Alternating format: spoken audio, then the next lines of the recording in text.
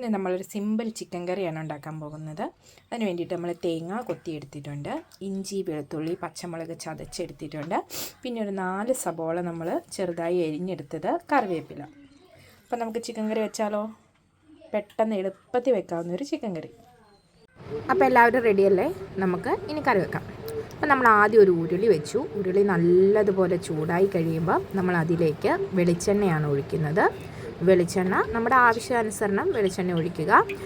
വെളിച്ചെണ്ണ ഒഴിച്ചതിന് ശേഷം നമ്മൾ ആ വെളിച്ചെണ്ണ ഒന്ന് ചൂടാകാൻ ഇച്ചിരി സമയം കൊടുക്കണം. ചൂടായി കഴിഞ്ഞതിന് ശേഷം അതിലേക്ക് നമ്മൾ ആദ്യം ഇടുന്നത് ഉലുവയാണ് കേട്ടോ. ഉലുവ നമ്മൾ ഇട്ട് ഉലുവയുടെ കൂടെ കുറച്ച് കടുക്, പിന്നെ നമ്മൾ കുറച്ച് പെരിഞ്ജീരകവും കൂടി ഇടുന്നുണ്ട്. കറിക്ക് നല്ലൊരു ടേസ്റ്റും മണമൊക്കെ കിട്ടാൻ വേണ്ടിയിട്ട് പെരിഞ്ജീരകവും കൂടെ ചേർത്തു. ഇനി കടുകും ഉലുവയും എല്ലാം നല്ലതുപോലെ പൊട്ടുന്നത് വരെ നമുക്ക് വെയിറ്റ് ചെയ്യാം. കടുക് പൊട്ടിയില്ലെങ്കിൽ ഇടയ്ക്ക് കടുക് കടിക്കും. അപ്പോൾ നമുക്കതൊരു ഒരു രുചി അങ്ങ് നഷ്ടപ്പെടും. അപ്പോൾ കടുകും ഉലുവയും പൊട്ടാനായിട്ട് നമുക്കൊന്ന് ഇച്ചിരി സമയം കൊടുക്കാം. കടുക് ഉലുവയൊക്കെ പൊട്ടിയിട്ടുണ്ട്. പൊട്ടുന്നതിൻ്റെ സൗണ്ടൊക്കെ നമുക്ക് കേൾക്കാം അല്ലേ? അപ്പോൾ ഇനി കടുക് ഉലുവയും പൊട്ടിക്കഴിഞ്ഞതിന് ശേഷം പെരിഞ്ജീരകവും നല്ല മൂത്തിട്ടുണ്ട്. ഇനി അതിലേക്ക് നമുക്ക് തേങ്ങ കൊത്തി വെച്ചിരിക്കുന്നത് ചേർക്കാം. ഇത് നമ്മൾ കുറച്ച് തേങ്ങാക്കൊത്തേ ചേർത്തിട്ടുള്ളൂ കേട്ടോ. തേങ്ങയ്ക്കൊക്കെ ഭയങ്കര വില ഇവിടെ. അപ്പോൾ നിങ്ങളുടെ നാട്ടിലൊക്കെ തേങ്ങയ്ക്ക് നല്ല വിലയാണോ? അപ്പോൾ അതൊന്ന് നമുക്ക് ഈ തേങ്ങാക്കൊത്ത് ഇറച്ചിയിൽ കടിക്കാൻ നല്ല രുചിയാണ്. ആ മസാലയൊക്കെ അങ്ങ് പിടിച്ച് കഴിയുമ്പോൾ ഇത് തേങ്ങ ഒന്ന് ചെറുതായിട്ട് മൂക്കുന്നത് വരെ നമുക്കൊന്ന് പതുക്കെ ഇളക്കി കൊടുക്കണം. ഒന്ന് വെയിറ്റ് ചെയ്യാം. തേങ്ങ അങ്ങ് കരിഞ്ഞു പോകരുത് കേട്ടോ. പതുക്കെ ഒന്ന് മൂത്ത് വന്നാൽ മതി. മൂത്ത് വരുന്നത് വരെ നമുക്കൊന്ന് ചെറുതായിട്ട് ഇളക്കി കൊടുക്കുകയും കൂടി വേണം. ഇനി അതിനുശേഷം അതിലേക്ക് നമ്മൾ ആ ഇഞ്ചിയും പച്ചമുളകും വെളുത്തുള്ളിയൊക്കെ ചതച്ച് വെച്ചിട്ടുണ്ടല്ലോ, അതൊന്ന് ചേർത്ത് കൊടുക്കാം. അതും അതിൻ്റെ പച്ചമണം പോകുന്നത് വരെ നല്ലതുപോലെ നമുക്കൊന്ന് ഇളക്കി കൊടുക്കണം. അതിൻ്റെ പച്ചമണം പോകണം, അല്ലെങ്കിൽ ഒരു ടേസ്റ്റ് വ്യത്യാസം വരും കറിക്ക്. അപ്പോൾ അതുപോലെ നമുക്കൊന്ന് ഇതെല്ലാം കൂടി ഒന്ന് ഇളക്കി കൊടുക്കാം. ഇനി നമുക്കിതിലേക്ക് സവോള, നമ്മൾ അരിഞ്ഞു വെച്ചിരിക്കുന്ന സവോള ചേർത്ത് കൊടുക്കാം. സവോള ചേർത്ത് നല്ലതുപോലെ ഒന്ന് ഇളക്കി കൊടുക്കണം.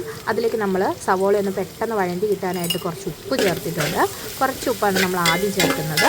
ഇനി സവോള നമുക്ക് നല്ലപോലെ ഒരു ഗോൾഡൻ കളർ ആകുന്നത് വരെ ഒന്ന് ഇളക്കി കൊടുക്കണം. നല്ലപോലെ അങ്ങ് വഴറ്റിയെടുക്കാം. മൂടി വെച്ചാൽ കുറച്ച് നേരം നമ്മൾ മൂടി വെച്ച് വഴറ്റിയാൽ നമുക്ക് മൂടി വെച്ചാൽ നമുക്ക് പെട്ടെന്ന് അങ്ങോട്ട് സവോള വഴന്ന് കിട്ടും കേട്ടോ. അപ്പോൾ നമുക്കിതിനെ ഒന്ന് വഴറ്റിയെടുക്കുന്നത് വരെ വെയിറ്റ് ചെയ്യാം. ഈ കൂടെ കുറച്ച് പച്ചക്കറിയാപ്പിലയും ചേർത്ത് കൊടുക്കണം കേട്ടോ. നല്ല ഫ്ലേവർ ആയിരിക്കും, നല്ലൊരു മണം വരിക പച്ചക്കറിയാപ്പില എണ്ണയിൽ സവോളയുടെ കൂടെ കിടന്ന് മൂക്കുമ്പോൾ. അപ്പോൾ കരിയാപ്പില ഉള്ളതനുസരിച്ച് നമ്മുടെ ഇഷ്ടത്തിനനുസരിച്ച് നമുക്ക് കറിവേപ്പില ചേർത്ത് കൊടുക്കാവുന്നതാണ്.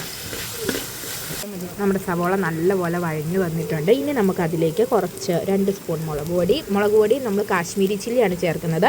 നിങ്ങളുടെ എരിവിനനുസരിച്ച് നിങ്ങൾക്ക് മുളക് പൊടി ചേർക്കാവുന്നതാണ് കേട്ടോ. നമ്മളിപ്പോൾ കാശ്മീരി ചില്ലിയാണ് ചേർത്തിരിക്കുന്നത്. ഇനി അതിലേക്ക് മല്ലിപ്പൊടി നമ്മൾ ചേർത്തു. മല്ലിപ്പൊടി വളരെ കുറച്ചേ ചേർക്കുന്നുള്ളൂ, കാരണം എനിക്ക് മല്ലിപ്പൊടി തീരെ ഇഷ്ടമല്ല. നിങ്ങളുടെ ഇഷ്ടത്തിനനുസരിച്ച് നിങ്ങൾക്ക് ചേർക്കാം. പിന്നെ നമ്മൾ മഞ്ഞൾപ്പൊടി ചേർത്തു.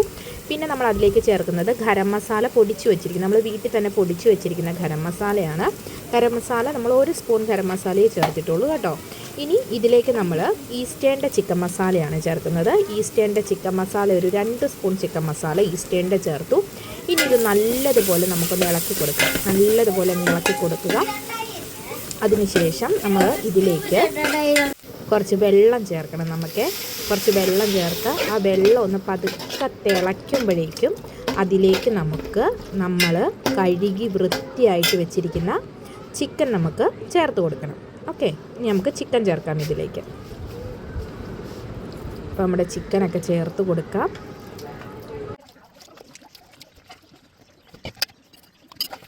ഇനി ഇച്ചിരി ഉപ്പ് കൂടി ചേർത്ത്, നമ്മൾ ആദ്യം ഉപ്പിട്ടായിരുന്നു സവോള വഴറ്റിയപ്പോൾ, അപ്പോൾ കുറച്ച് ഉപ്പും കൂടി ചേർത്ത് നമ്മൾ നല്ലതുപോലെ ഇളക്കി ചേർക്കണം. ആ മസാല എല്ലാം എല്ലാ ചിക്കനെയും കൂടിയും പിടിക്കാൻ പാകത്തിന് നല്ലതുപോലെ നമുക്കൊന്ന് ഇളക്കി ചേർക്കാം.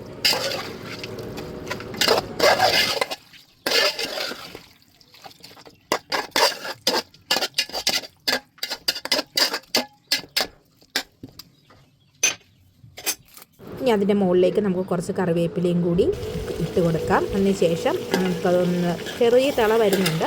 നമുക്കിതിനെ ഒന്ന് നല്ലപോലെ മൂടി വെക്കാം. മൂടി വെച്ച് നമുക്കൊരു 10 മിനിറ്റ് നമുക്കൊന്ന് മൂടി വെച്ച് വേവിച്ചെടുക്കാം. 10 മിനിറ്റ് കഴിഞ്ഞപ്പോഴത്തേക്കും നമ്മുടെ ചിക്കൻ നല്ലതുപോലെ തിളച്ച് പകുതി വെന്തിട്ടുണ്ട്. ഇനി നമുക്കിവനെ തീ കുറച്ച് വെച്ച് നല്ലതുപോലെ ഒന്ന് വേവിച്ചെടുക്കാം കേട്ടോ.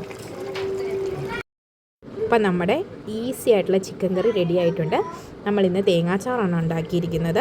തേങ്ങാച്ചോറും ചെറിയൊരു സലാഡും നാരങ്ങാച്ചാറും ചിക്കൻ കറിയും എല്ലാം ആയിട്ട് നമുക്കപ്പോൾ കഴിച്ചാലോ.